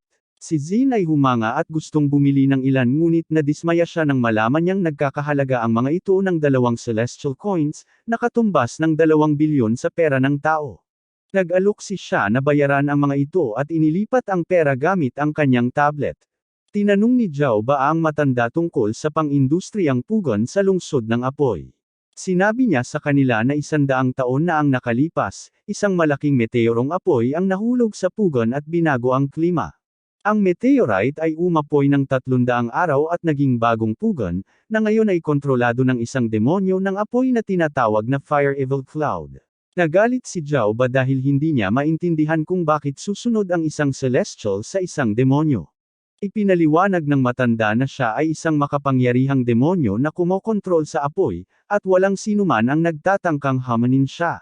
Tinanong ni siya si Kachan kung mas mabuti na ba ang pakiramdam niya at sinabi na paikutan ang banal na staff. Sinimulan ni Kachan na paikutan ito, at nagdulot ito ng reaksyon mula sa meteorite. Siya ay iniisip na naroon ang isang piraso ng espiritu ng Diyos ng Digma, na ginagamit ng mga demonyo ng apoy upang lumakas. Nagtataka si Zin kung naruroon ang misteryosong taong narinig niya, ngunit pinawi ni Kachan ang tensyon nang mahulog ang kanyang tungkod dahil nabasag ang kanyang kwintas. Nagpa siya ang mga celestial na kunin ang piraso, at nagpilit si Zin na sumama. Binalaan sila ni Zhao Ba na haharapin nila ang isang napakalakas na demonyo na may makapangyarihang mahika, hindi katulad ng mga nakalaban nila noon. Gusto pa ring pumunta ni Zin, at mas gusto rin ni Kachan na sumama pero pinakiusapan siya ni Zin na manatili habang inaalagaan siya ni Zin. Samantala, sa loob ng isa sa mga pasilidad, sinabi ng isang babaeng sekretarya sa apoy na demonyo na ligtas ang core. Sa tingin niya, magiging kawili-wili ang mga bagay. Si Xia, Zin, at Zhao Ba ay umabot sa gate ng Great Flame Building, at ipinakita ni Xia sa kanila ang mga plano, na nagpapakita na ang apoy na demonyo na hinahanap nila ay nasa itaas. Maraming gwardya sa bawat palapag, kaya't aabuti ng ilang oras bago makakyat doon. Sinimulan ni Xia na ipaliwanag ang isang paraan upang maiwasan ang laban at makatipid ng enerhiya, ngunit bago niya matapos, pinutol ni Zin ang isang pader gamit ang kanyang espada at pumasok sa gusali, na nagulat sina Xia at Zhao Ba. Ang pasilyo ay mabilis na napuno ng mga armadong gwardya. Habang nasa tindahan, inaalagaan ni Zin si Kachan, na may sakit at may masamang panaginip. Pinapalamig niya siya gamit ang basang tela, at sa kanyang panaginip, ang 2 piraso ng espiritu at ang banal na tungkod ay naging mga espiritu at gumawa ng simbolo ng yin-yang. Pagkatapos, ang panaginip ay lumipat sa isang lumang digmaan sa pagitan ng mga Diyos at mga demonyo. Ang Diyos ng digmaan ay nakipaglaban sa kanila ngunit siya ay nagtaksil. Pagkatapos noon ay naramdaman ni Kachan ang mga kaluluwa ng demonyo at ang mga piraso ng espiritu, at sinubukan nilang kumbensihin siya na gamitin ang piraso ng espiritu upang makakuha ng kapangyarihan para sa kanyang sarili sa pamamagitan ng pagsuko ng kanyang kaluluwa. Iniisip ni Kachan ito at inamin niyang mahina siya ngunit nagpasya siyang gusto niya ng kapangyarihan hindi para maging mas malakas kaysa sa iba, kundi para protektahan ang kanyang mga mahal sa buhay. Ayaw niyang maging masama. Ang banal na tungkod ay nagniningning dahil pumasa siya sa pagsubok ng tukso. Ang Diyos ng digmaan ay nangangakong tutulungan siya gamit ang baston at pagsasamahin din ang kanilang mga espiritu. Nagising si Kachan at nakita si Zin na nag-aalaga sa kanya, na nagpalakas ng kanyang kaba. Umilag siya, at nahulog ang tungkod mula sa kanyang bulsa. Bago niya pa ito makuha, kinuha ito ni Zin at pumunta sa tindera. Bumalik siya at ibinigay kay Kachan ang tungkod. Ngayon ay may bagong kwintas na gawa mula sa pilak na sinulid ng gagamba ng kanyang pamilya, na hindi mababasag. Si Kachan ay nagpapasalamat sa regalo. Balik tayo sa labanan sa Great Flame Building. Si Xia, Zin, at Zhao Ba ay natalo ang mga gwardya at pumasok sa isang malaking bulwagan. Ang lugar ay puno ng mga painting ng magagandang babae sa mga dingding na hinahangaan ni Zin. Ang apoy na demonyo ay lumitaw sa hagdang bakal at sumang-ayon kay Zin tungkol sa kagandahan ng babae. Tinanong ni Zin kung sino siya, pero sinabi ng lalaki na hindi siya ang hinahanap ng isang tagapagpatay ng demonyo at inutusan si Zin na umatras. Si Zin ay sumugod sa kanya, ngunit gumamit si Hu ng atake ng apoy, na nagpilit kay Zin na umatras upang maiwasan ang pagkasunog. Sino ang nag-explain na naghintay siya ng 100 taon para sa dalawang Celestial at inanunsyo ang pagsisimula ng pangunahing laban, hinahamon silang kunin ang Divine Spirit Fragment mula sa kanya. Sina Zin ay umatake, pero sino ang lumikha ng naglalagablab na pader upang harangan siya? Pinapabilis ni Jaoba si Zin na lumayo, pero tinamaan si Zin mula sa kung sino. Ginagamit niya ang kanyang mga espada para ipagtanggol ang sarili. Sino ang pagkatapos ay mas matinding umatake at tinalo si Zin, ngunit biglang pumasok si siya at gumamit ng spell ng hangin upang mahuli si Zin, na pumipigil sa karagdagang pinsala. Binalaan ni siya si Hu na ang naglalagablab na kapangyarihan sa kanyang katawan ay maaaring magpasiklab ng flame meteorite na makakasama sa lungsod. Siya ay nagmungkahi na kung susuko si Hu, ang meteorite ay maaaring ganap na mapalamig.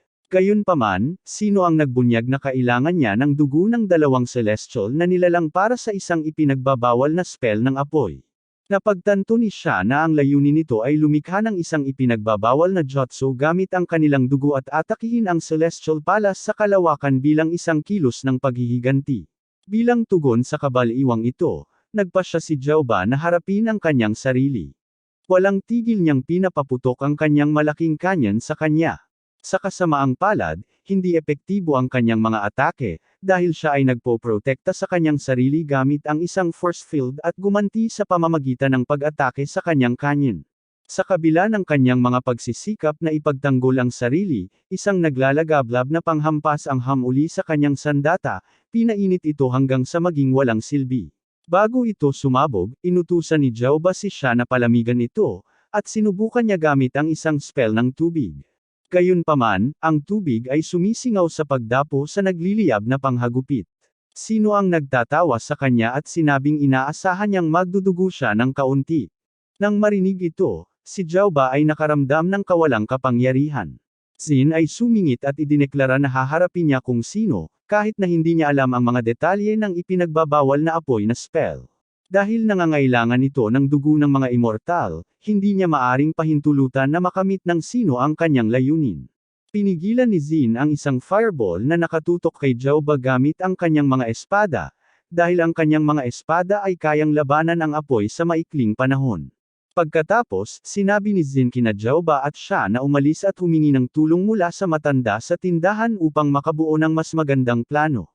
Si Jaoba ay nabibigo ngunit sumusunod kay Zin, at mabilis na tumakas sina Jaoba at siya sa lugar. Sa gitna ng matinding labanan, nagsimulang makaramdam ng kakaibang pagyanig ang mga tao sa lungsod at nakita nilang may mga apoy na sumasabog mula sa tuktok ng pang-industriyang pugon. Ang takot ay sumiklab habang ang mga nagliliyab na proyektil ay nagsimulang umulan mula sa langit. Zin, Kachan, at ang matanda ay nasaksihan ng kaguluhang ito. Ipinaliwanag ng matanda na ang pugon ng lungsod ay muling naaktibo dahil sa apoy ng demonyo. Lalong nag-aalala si Kachan, natatakot na baka mangyari ang masama kay Zin.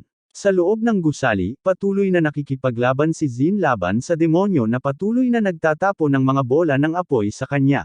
Bilang isang matalinong distraction, itinapon ni Zin ang isa sa kanyang mga espada sa demonyo, ngunit madali itong nakaiwas. Gayunpaman, nakapagpasa si Zin ng isang suntok mula sa likuran, iniisip niyang nagtagumpay na siya. Ngunit niloko siya ng demonyo sa pamamagitan ng paggawa ng kopya ng kanyang sarili, nahuli si Zin sa mga paagamit ang isang nagliliyab na panghampas at ibinagsak siya sa lupa. Pinagsabihan ng demonyo si Zin dahil isinakripisyo niya ang sarili para protektahan ang mga celestial na iniwan siya. Na may ngiti sa kanyang mukha, sinabi ni Zin sa demonyo na hindi siya nag-aalay ng sarili para sa sinuman. Gusto lang niyang siya ang makatalo sa demonyo. Sa kabila ng ilang beses na pagtatangkang hampasin ang demonyo, lahat ng atake ni Zin ay naiwasan. Ang demonyo ay mabilis na humakbang pasulong at naghatid ng isang malakas na suntok sa tiyan ni Zin, na nagpadala sa kanya sa ere at bumangga sa isang pader. Sabi ng demonyo na nakakatawa na isipin ni Zin na kaya niyang manalo gamit lamang ang kanyang mga espada, ngunit iginagalang niya si Zin dahil sa pagtitiis nito ng matagal at iminungkahi na karapat-dapat ito sa isang nag-aalab na libing. Ang demonyo ay naghahanda ng isang makapangyarihang pag-atake ng apoy, ngunit nailigtas ni na siya at Xiaobao si Zin sa tamang oras. Gumawa siya ng pader ng yelo upang harangan ang mga apoy, ngunit hindi ito nagtagal dahil nagsimula itong matuno.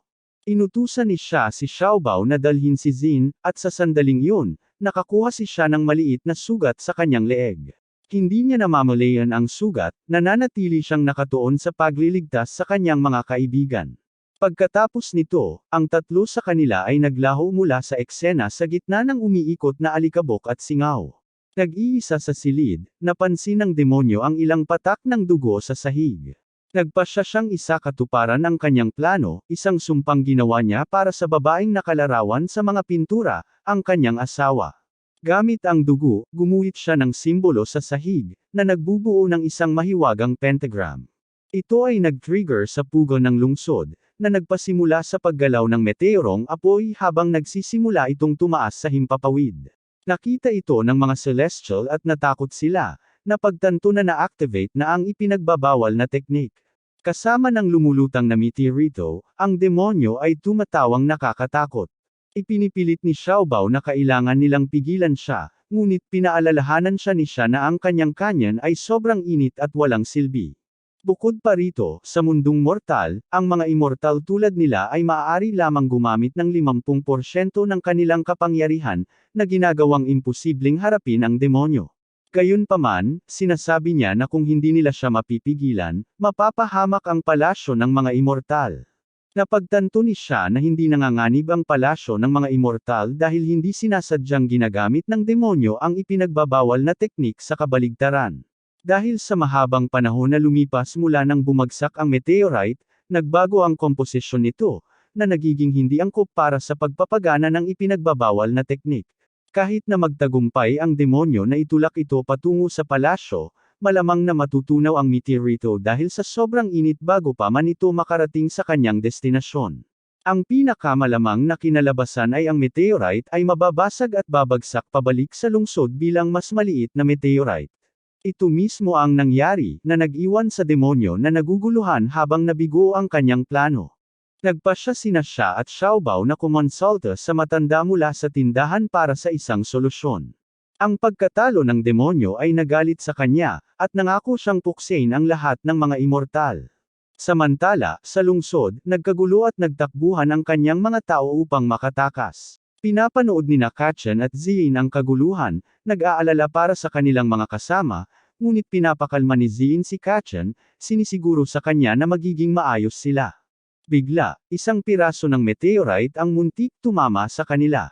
Agad na pinangunahan sila ng matanda patungo sa isang silungan. Hinawakan ni Ziyin ang kamay ni Kachan, at sumunod sila, pero bumalik siya para tulungan ang isang batang babae. Sinalubong nila ang panganib at muntik ng madaganan, at ginamit ni Ziyin ang kanyang mga sapot para iligtas sila. Napansin din nila ang mga celestial na tumatakbo patungo sa kanila, bitbit ang walang malay na si Ziyin. Sama-sama silang nagpunta sa silungan, naghahanap ng kaligtasan mula sa mga bumabagsak na meteorite. Sa silungan, nag-aalala si Kachan tungkol sa kanyang kapatid na si Ziyin, ngunit pinapakalma siya ng nakatatanda na magiging maayos si Ziyin dahil kumain ito ng senzu bean. Gayunpaman, kailangan pa rin ni Ziyin ng oras upang makabawi mula sa kanyang mga sugat. Sa kabila ng pagiging nasa silungan, patuloy pa ring natatakot ang mga tao sa mga patuloy na pagyanig. Binanggit ni Ziyin na hindi na magtatagal ang kanlungan. Samantala, iniisip ni siya kung paano na-control ng demonyo ang meteorite sa loob ng 100 taon kung ang enerhiya nito ay labis na hindi matatag. Binanggit ng nakatatanda na ang tanging kayamanan sa mundong ito na kayang tiisin ang isang napakalakas na apoy na spell ay ang coolant core ng industrial na pugon ng lungsod ng apoy. Bilang tugon, agarang tinanong ni Xiaobao kung nasaan ito. Gayunpaman, sa kabila ng pagiging isang pantas sa kaalaman tungkol sa mga mahiwagang at banal na bagay sa lugar, hindi matukoy ng matanda ang presensya ng core dahil sa isang underground barrier na itinayo ng mga demonyo mula sa Great Flame Fortress. Ang hadlang na ito ay nilikha upang pigilan ang sinuman na matagpuan ito, kaya nag-brainstorm sila ng plano upang makapasok sa ilalim ng kuta upang makuha ang coolant. Gayunpaman, naniniwala ang nakatatanda na ang pagpapalerto sa demonyo sa pamamagitan ng pagtatangkang kunin ito ng hayagan ay hindi matalino, dahil sa mabigat na bantay ng kuta. Iminungkahi niya ang isang tahimik na paraan upang nakawin ito ng hindi napapansin. Sa puntong ito, lahat ng mata ay napapatingin kay Ziin, na tila siya ang itinalagang magnanakaw. Nagmamalupit siya sa kanyang sarili dahil kailangan niyang magnakaw muli at nilabag ang kanyang sumpa. Ipinaliwanag ni Kachen na nangako si Ziin na hindi na muling magnanakaw dahil maaari siyang mamatay dahil dito, ngunit pinakalma siya ng nakatatanda, na ipinaliwanag na ang sumpang kanyang pinanumpaan ay maaari lamang matupad ng isang beses, kaya hindi na siya haharap sa karagdagang mga kahihinatnan. Bukod dito, dahil ang coolant core ay isang immortal na kayamanan, ang pagkuha nito ay hindi maituturing na pagnanakaw. Pangako rin niyang hahatiin ang kanyang pagdurusa kung may mangyaring masama dahil sa sumpa. Bagaman ang pagkawala ng kanyang kapatid ay isang malaking sakit na, pumayag si Ziin na tulungan ang kanyang mga kaibigan. Nagpasya siyang magtago sa loob ng gusali sa pamamagitan ng mga ventilation duct, iniiwasan ang mga gwardya at ginamit ang kanyang singsing upang buksan ang isang maliit na butas, pinabagsak ang dalawang gwardya sa watchroom.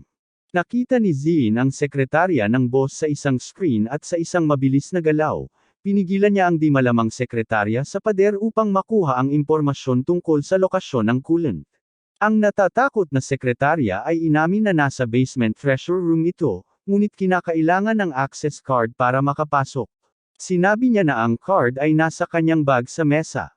Sa pagkakataong lumingon si Ziin, nakatakas ang sekretarya, at naglaban ang dalawang babae, iniiwasan ang mga suntok ng isa't isa.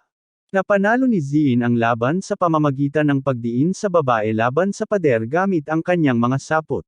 Sinusuri niya ang bag para sa access card pero hindi niya ito makita. Bainbanta ni Ziin ang sekretarya, na tumatangging ibulgar ang lokasyon nito. Kahit sa ilalim ng banta ng kamatayan, nangangako si Ziin na gagawa ng mas masahol pa kaysa kamatayan para sa kanya. Sa kanlungan, lalong lumalala ang sitwasyon. Ang mga pagyanig ay nagiging sanhi ng pagbagsak ng mga debris, at nagkakalat ng takot sa mga tao.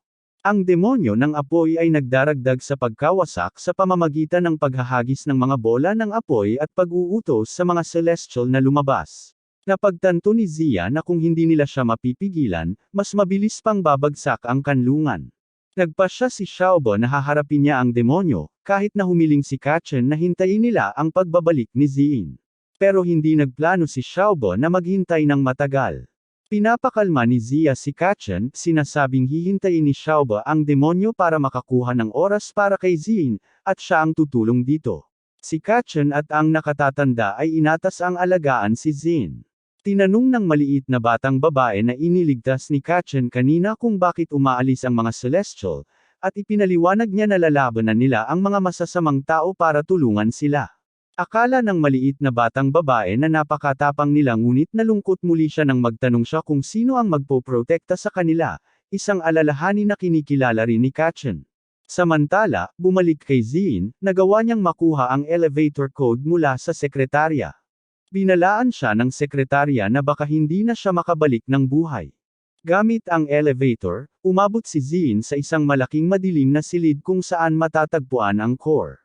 Habang papalapit siya sa core, hindi niya namamalayan na na-trigger niya ang motion sensor, na nagpatunog ng malakas na alarma sa buong silid. Ito rin ay nag-activate ng isang malaking robot na pananggalang na bumabagsak mula sa kisame. Mabilis na kumilos si Ziin at nakaiwas dito, napagtanto na maaaring hindi ganoon kadali ang lahat. Sa lungsod, ang mga tao ay tumatakbo sa takot habang bumabagsak ang mga apoy. Nagtatrabaho sila upang iligtas ang mga sugatan at maghanap ng kanlungan mula sa naglalagablab na mga bato. Ang demonyo ng apoy ay patuloy na walang humpay na naghahanap sa mga celestial na nagtatago sa loob ng lungsod. Sa isang alaala, naaalala ng demonyong apoy kung paano niya nakilala ang kanyang asawa nang pigilan nito ang isang magnanakaw na magnakaw sa isang tren. Nagmahalan sila at nagbahagi ng magagandang sandali ng magkasama. Sa kalaunan, nagpakasal sila. Ilang buwan ang lumipas, kumalat ang balita tungkol sa pagsalakay ng hari ng mga demonyo. Nag-aalala ang kanyang asawa sa kaligtasan ng kanilang lungsod, ngunit pinapakalma niya ang kanyang asawa na ito ay isang neutral na zona na pinoprotektahan ng Celestial Realm. Ngunit sa malupit na pagkakataon, ilang araw ang lumipas, isang ulan ng meteor ang tumama at isang napakalaking pagsabog ang pumatay sa kanyang asawa habang siya ay nasa kanilang tahanan. Sa kasalukuyan, hinarap ng Pyle na demonyo ang pinagsamang atake ni Jaoba at siya. Pinipigilan niya ang kanilang mga atake at gumanti sa pamamagitan ng paghagis ng mga bolang apoy, ngunit nagawa ni siya na pigilan ang mga ito gamit ang isang spell ng yelo. Patuloy ang walang humpay na pag-atake ni Jaoba, ngunit mahusay na pinapabagsak ng demonyo ang mga energy projectile na kanyang pinapaputok. Ang demonyo, nagngangalit sa galit, tinawag silang mga huwad na Diyos na naguguluhan si siya. Patuloy na ipinapangako ng demonyo na ibabalik ang sakit na dulot ng mga Diyos ng 100 beses.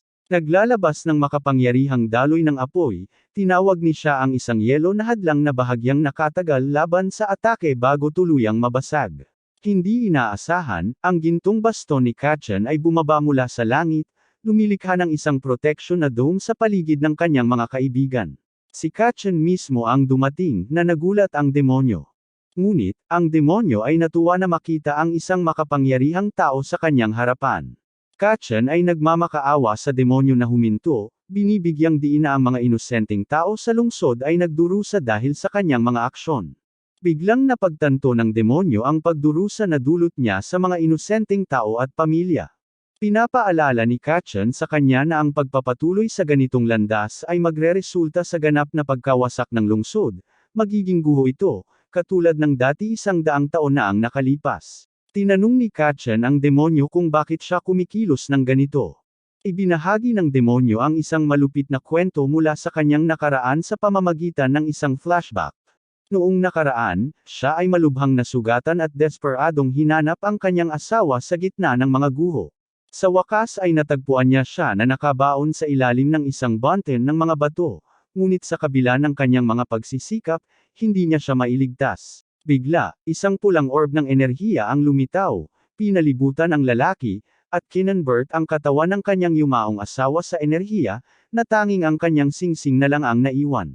Sa kasalukuyan, inihayag niya na mula sa sandaling iyon, naniwala siyang ang kanyang layunin ay maghiganti laban sa angkan ng mga Diyos. Tinanong niya si Kachen kung naniniwala ba siya na siya ang naghulog ng meteorong apoy sa lungsod at iminungkahi na tanungin ni Kachen ang kanyang mga immortal na kaibigan tungkol sa tunay na nangyari. Lumapit si Kachen kay Xiaobao at Ziya at humingi ng paliwanag. Ikinwento ni Ziya na 100 taon na ang nakalipas, sa panahon ng digmaan, sinubukan ng hari ng mga demonyo na sirain ang palasyo ng mga immortal gamit ang apoy na meteorito. Upang protektahan ang palasyo, nagtayo sila ng isang pananggalang na hadlang, na nagbago ng landas ng meteorite, na nagdulot upang mahulog ito sa mas mababang mundo, at sa huli ay bumagsak sa lungsod ng apoy. Si Kachen ay nagulat sa pagbubunyag na ito. Patuloy na ipinapahayag ng apoy na demonyo na mapagkunwari ang mga Diyos, sinasabi na nagkukunwari silang nais iligtas at protektahan ang mga tao ngunit hindi natatakot na magsakripisyo ng mga tao para iligtas ang kanilang sarili. Ang mga salita ng demonyo ay labis na naguguluhan sina Xiaobao at Ziya. Humingi ng tawad si Ziya sa kanilang nakaraang pagkakamali, ngunit hindi pa tapos ang demonyo. Nagpalabas siya ng isang bowl ang apoy kay Xiaobao. Si Kachen ay nanatiling hindi gumagalaw sandali ngunit tumugon sa tamang oras upang gamitin ang kapangyarihan ng kanyang tungkod, lumilikha ng gintong hadlang upang protektahan si Xiaobao mula sa pag-atake. Sinabi ng demonyo kay Kachen na nasa maling panig siya, ngunit sumagot si Kachen sa pamamagitan ng pagpapaliwanag na kung muling babagsak ang lungsod sa kapahamakan dahil sa paghihiganti, wala siyang pagkakaiba sa mapagkunwari na mga Diyos na nais sirain ng demonyo. Kahit na magtagumpay siya sa pagtalo sa lahat ng mga Diyos, hindi nito mababago ang nakaraan, at ang galit sa kanyang puso ay magdadala lamang ng higit pang mga trahedya sa lungsod. Hinimok ni Kachen ang demonyo na gamitin ang kanyang kapangyarihan upang iligtas ang lungsod at ang mga tao nito. Ang mga salitang ito ay malalim na umuugong sa demonyo, ngunit ang kanyang pagnanasa sa paghihiganti ay nagbago sa kanya sa isang napakalaking halimaw na parang lobo. Ibinahagi ng demonyo ang kanyang sinumpaang pangako na patayin ang lahat ng angkan ng mga Diyos para sa pag-aalay ng kaluluwa ng kanyang asawa at naghatid ng isang makapangyarihang suntok kay Kachen. Sa kabila ng pagharang nito gamit ang kanyang baston, ang lakas ng suntok ay nagpadapa kay Kachen, na bumangga sa isang gusali. Samantala, madaling natalo na ni Xing ang Guardian Robot at papunta na siya sa Shi na sinusubukang hawakan ito gamit ang kanyang mga sinulid, ngunit nagyayelo ang mga ito sa pakikipag-ugnay sa core coolant, at isang alon ang lumalabas mula sa aparato, na naguguluhan si Shing. Sa lungsod, nakaligtas si Kachen sa hampas, ginamit ang kanyang tungkod bilang suporta laban sa gusali at lumikha ng isang proteksyon na kalasag upang mabawasan ang epekto. Gayunpaman, siya'y napaluhod dahil sa pagkapagod. Habang papalapit sa kanya ang demonyo sa anyong halimaw, hinihiling niyang sumuko si Kachen, ngunit hindi pinansin ni Kachen ang pakiusap at, sa kabila ng hirap, nagawa niyang tumayo, nakasandal sa kanyang tungkod. Ito ay nagalit sa nilalang, na malapit nang magpalabas ng isang malaking bola ng apoy mula sa kanyang bibig ngunit huminto nang maramdaman nito ang isang pagsabog ng enerhiya mula sa core coolant. Parehong nakahinga ng maluwag sina Kachen at ang kanyang mga kaibigan nang makita nila ang pagtaas ng enerhiya mula sa core coolant, na nagpapahiwatig na natapos na ni Shing ang kanyang bahagi ng misyon. Ito ay labis na nagalit sa demonyo, na nagpalabas ng isang napakalaking fireball, na nagdulot ng isang napakalaking pagsabog.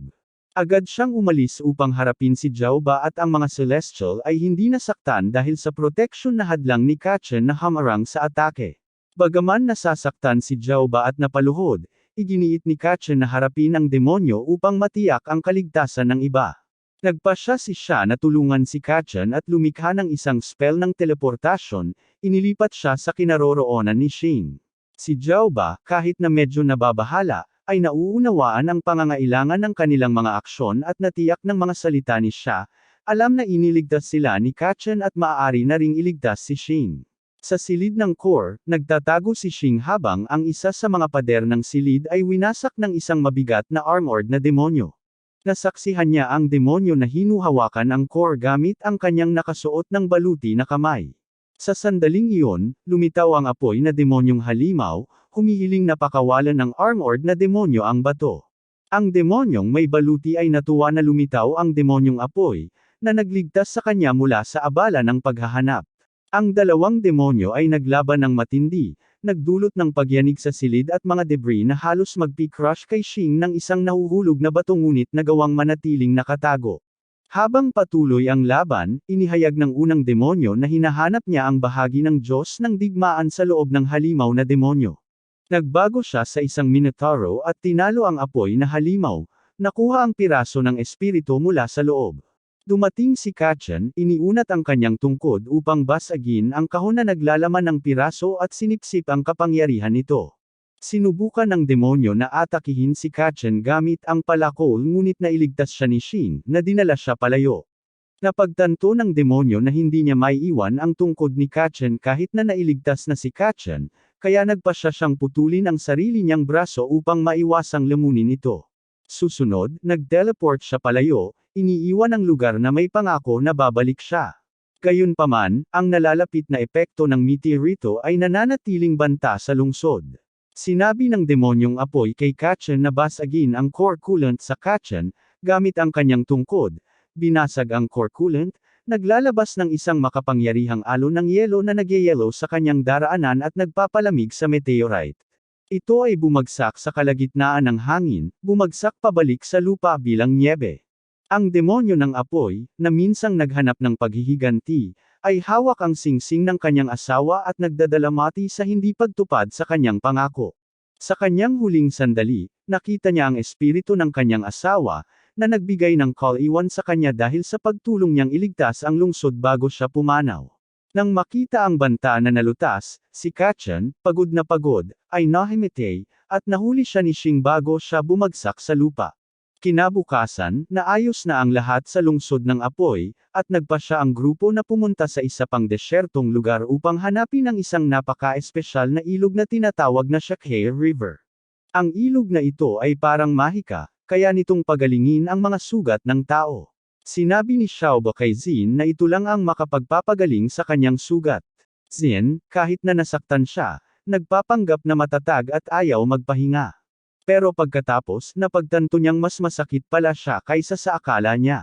Sinubukan ni Shing na ipaalam sa kanya na magpakatatag siya sa pamamagitan ng pagsasabi na gusto niya ang mga malalakas at matatapang na lalaki, pero magiging malungkot kung lalo pa siyang masaktan. Sa wakas ay sumuko si Xin at humiga na may ulo sa kondongan ni Shing. Ngayon, nagsisimula ng magpansin si Kachen kay siya. Nag-aasal siya ng seryoso, at pinasalamatan siya ni Kachen sa pagtulong kay Zin sa lungsod ng apoy. Pero sabi ni siya, wala lang iyon at pumunta para tingnan ang isang bagay. Habang papalapit sila sa susunod na nayon, napansin nila na mukhang totally walang tao. Iniisip ni Kachen na baka parang Fire City ito, abandonado dahil sa laban sa pagitan ng mga Diyos at demonyo taon na ang nakalipas. Pero sabi ni siya, hindi iyon. Bigla, huminto ang sasakyan dahil sa problema sa enerhiya, at si siya ang humawak para ayusin ito. Noong mga sandaling iyon, kinausap ni Zin si Xiaobo tungkol sa kakaibang pag-uugali ni siya. Hindi ito sineryoso ni Xiaobo, at sumasang-ayon si Kachen na mukhang nag-aalala si siya. Sinabi ni Xiaobo sa kanila na ang disyerto ay may mahahalagang bagay sa buhangin, at ang lungsod ay dati ng matao.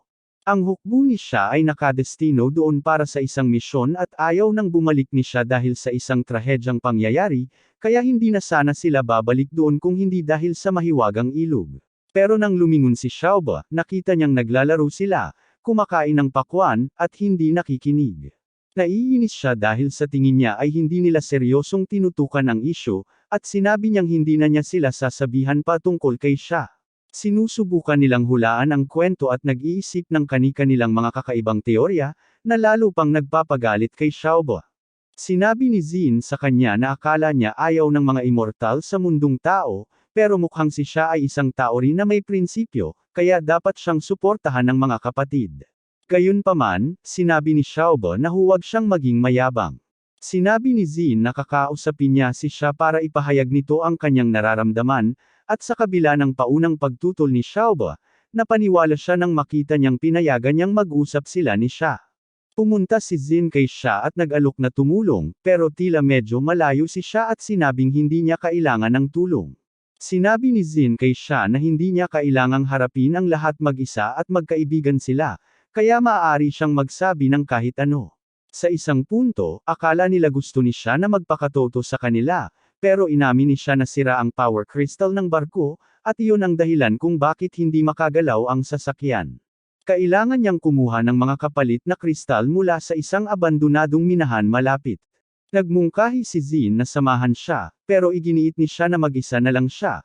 Pinapaalalahanan si Zin na hindi pa siya ganap na gumagaling at maaaring delikado ang minahan. Patuloy na pinipilit ni Zin, at bigla, malamig na tumugon si siya.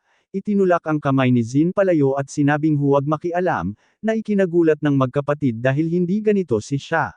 Mamaya sa barko, nag-aalala si Kachen dahil hindi pa bumabalik si siya, at tinanong niya si Xiaobo kung maaari nilang mahanap siya. Si Zin ay sumingit at sinabi na si siya ay isang Diyos, kaya walang masamang mangyayari sa kanya, pero pinapuna rin niya si siya. Sinusubukan ni Kachen na ipaintindi kay Zin na si siya ay nagtatangkang protektahan sila sa pamamagitan ng paghingi sa kanila na huwag sumama, pero hindi nakikinig si Zin at patuloy na nagsasalita ng negatibo tungkol kay siya.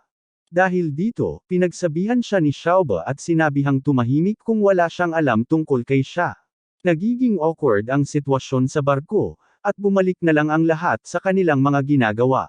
Ngayon, may flashback sa panahon na kasama ni siya ang kanyang squad, sinusubukang hanapin ang ilang mga demonyo na nagdudulot ng problema sa lugar. Wala silang masyadong impormasyon, kaya kailangan nilang maging sobrang maingat. Kasama sa grupo si siya, na siyang kapitan, at 4 pang tao, isang batang lalaki na ang pangalan ay Afo, isang matibay na kalbo na lalaki na ang pangalan ay Black, isang maiikli na batang babae na may puting buhok na ang pangalan ay Lily, at isang batang lalaki na may itim na buhok na ang pangalan ay Kao. Pagdating nila sa minahan at pumasok ng mas malalim, nakatagpo sila ng isang nakakatakot na tanawin na may dugo ngunit walang mga katawan. Nagdedebate ang grupo kung haharapin ba nila ng direkta ang mga demonyo sa paghahanap sa mga nawawalang manero, kahit na inutusan sila ng kanilang misyon na iwasan ang labanan. Iminungkahi ni Afo na umalis, ngunit iginiit ni siya na ang kanilang misyon ay imbestigahan ang ilalim ng lupa na minahan, at kailangan nilang maging handa para sa laban kung kinakailangan, kaya't bumaba pa sila sa minahan. Sa ilalim, napapaligiran ng mga zombie ang grupo ni siya, na lumalabas na mga nawawalang manero. Ang kanilang mga bala ay hindi kayang pigilan ang mga nilalang na ito. Sa isang masikip na sitwasyon, nagpasya silang tumakas. Halos makagat si Afo, pero sa tulong nina Black at Kao, nakatakas sila ng bahagya. Gumamit si Lily ng mga paputok upang mapaalis ang mga zombie, ngunit may isa na nakalusot at nakagat si Black. Pinapababa niya ang halaga ng kanyang sugat, at, sa suporta ng kanyang koponan, umatras sila sa isang ligtas na silid, hindi alam na ang kanyang natapo na dugo ay nagpasimula ng isang mahiwagang spell. Sinabi ni siya sa kanila na naniniwala siyang ang lahat ng mga Monero ay nagbago na sa mga nilalang na ito. Ito ay labis na nakakatakot kay Afo, dahil sila ay nakulong sa ilalim ng lupa kasama ang mga halimaw na ito. Pinapakalma siya ni siya, binanggit ang isang telepono malapit na maaari nilang gamitin upang makontak ang punong himpilan ng hukbo. Inalis ni Afo ang isang cable at ikinabot ito sa isang komunikador. Sa pamamagitan ng ilang matalinong pag-code, nakapag-establish siya ng radio contact sa headquarters, at papunta na ang mga reinforcement, na nagpasigla kay Lily. Pagkalipas ng kaunti, napansin ni Kao, na naka-duty sa bantay sa pinto, ang isang nakakatakot na katahimikan. Akala ni Afo na dahil dumating na ang hukbo. Gayunpaman, may isang hindi inaasahang bagay na tumusok sa pader at nagwakas kay Afo, na nagpakita bilang isang halimaw na kumakain ng bangkay. Samantala, isinasalaysay ni Jauba ang kwentong ito sa natitirang grupo, dahil kailangan nilang maunawaan ang nakaraan ni siya. Naalala ni Zin na binanggit ng kanyang ama ang nakakatakot na nilalang mula sa Demon Realm na kumakain ng mga bangkay at hindi naaapektuhan ng mahika. Ipinaliwanag ni Jauba na ito ay isang nilalang na naninirahan sa pinakamadilim na sulok ng Demon Realm. Ito ay naguguluhan si Zin, na nagtatanong kung bakit may ganitong nilalang sa minahan. Binanggit ni Jauba na pagkatapos ng digmaan sa pagitan ng mga Diyos at demonyo, lahat ng halimaw ay ikinulong ng mga immortal, at ang mga daanan patungo sa Demon Realm ay selyado, na naging dahilan upang hindi makalakad ng malaya ang mga ganitong halimaw. Upang malaman pa ang nangyari sa grupo ni Sha, humingi si Kachen ng karagdagang detalye.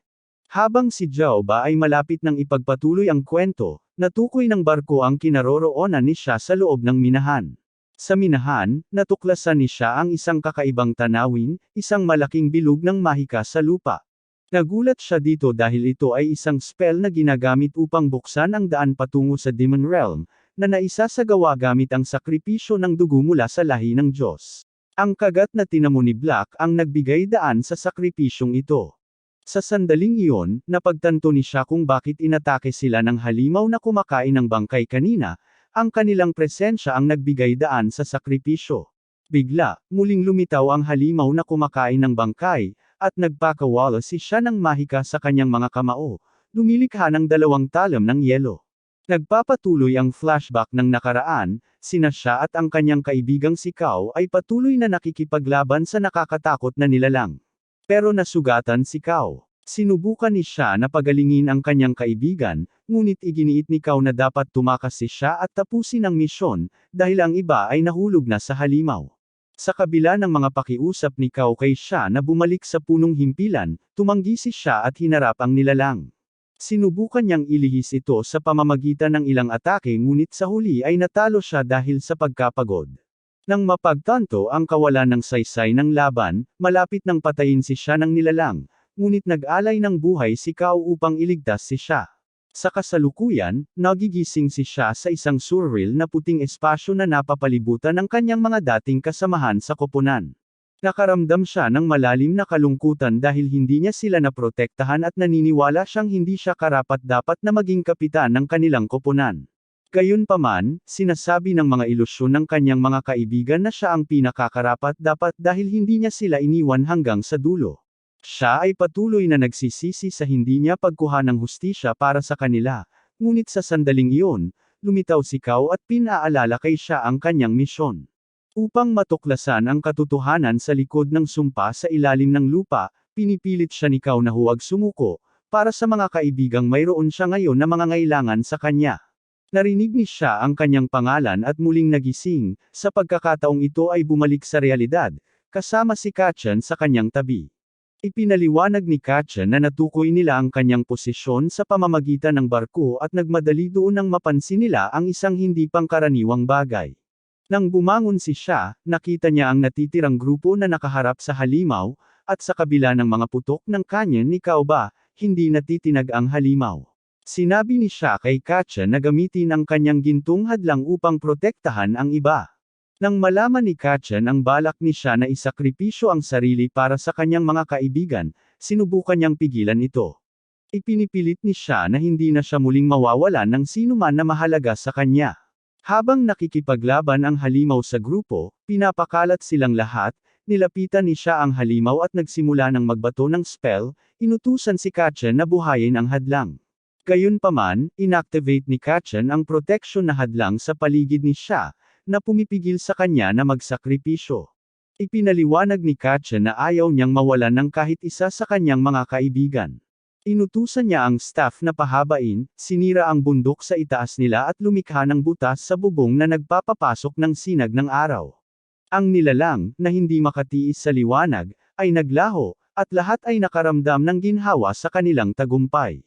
Bago umalis, ginamit ni siya ang mga piraso ng mineral upang lumikha ng isang marangal na libingan para sa kanyang mga nahulog na dating kasama. Pangako niya na tutuklasin ang misteryo kung sino ang lumikha ng spell upang makapagpahinga ng mapayapa ang kanilang mga kaluluwa. Nangako rin si siya na paprotektahan ang kanyang mga bagong kasama gamit ang kanyang sariling lakas, tulad ng ginawa ng kanyang mga lumang kasama sa kanya noon. Bumalik sila sa barko upang ipagpatuloy ang kanilang paglalakbay.